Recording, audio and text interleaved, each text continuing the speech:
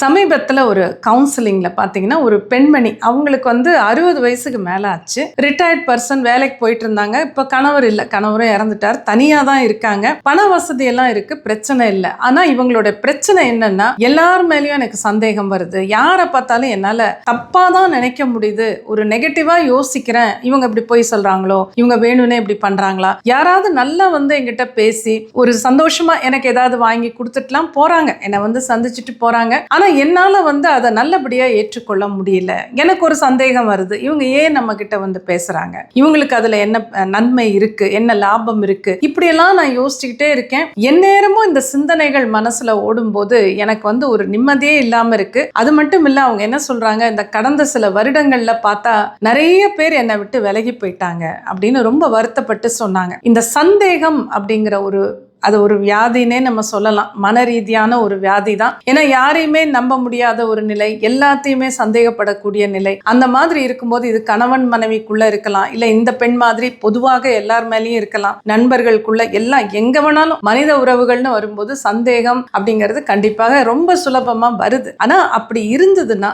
நீங்க அதை எப்படி சரி பண்ணிக்கலாம்னா கொஞ்சம் உட்கார்ந்து யோசிங்க. சந்தேகப்படுறதுனால என்ன பிரயோஜனம் அல்லது என்ன கெடுதல்னு பார்த்தீங்கன்னா கெடுதல் மட்டும்தான் அதிகம். உறவுகளே இல்லாமல் போயிடும். உறவுகள் உடைந்து சிதைந்து போயிடும். இந்த சந்தேகப்பட்டு யாரையுமே நம்ப முடியாம, எந்த உறவையும் ஏற்றுக்கொள்ள முடியாமல், எப்போதும் மனம் அந்த சந்தேகம் அப்படிங்கிற பார்வையோடையே இருக்கும்போது மகிழ்ச்சியாக இருக்கவே முடியாது. எந்நேரம் உங்க மைண்ட்ல அதுதான் ஓடிக்கிட்டு இருக்கும். ஸோ இதெல்லாம் யோசிச்சு பாருங்க. அதுக்கு என்ன காரணம்னு யோசிங்க. சில சமயம் சில பேர் வாழ்க்கையில ஏதோ ஒரு காலகட்டத்துல இளம் வயதுல யாராவது அவங்கள ஏதாவது ஏமாத்தி இருப்பாங்க. அதனால ஏற்படுற ஒரு பிரச்சனை இது பின்னாடியும் மாறாம இருக்கலாம். அப்படி இருந்தா உட்கார்ந்து கொஞ்சம் தியானம் செய்து அதெல்லாம் முடிஞ்சு போச்சு. இன்னைக்கு நம்ம இருக்கிற காலகட்டம் வேற, மனிதர்கள் வேற. மனிதர்களை நம்பவும் செய்யலாம், நம்ம சந்தோஷமாவும் இருக்கலாம், நிம்மதியாகவும் இருக்கலாம் அப்படின்னு நீங்க உங்களுக்கே சொல்லிக்கிட்டீங்கன்னா நிச்சயமாக உங்க மனம் இன்னும் கொஞ்சம் உயர்வான நிலையில சிந்திக்க துவங்கும்.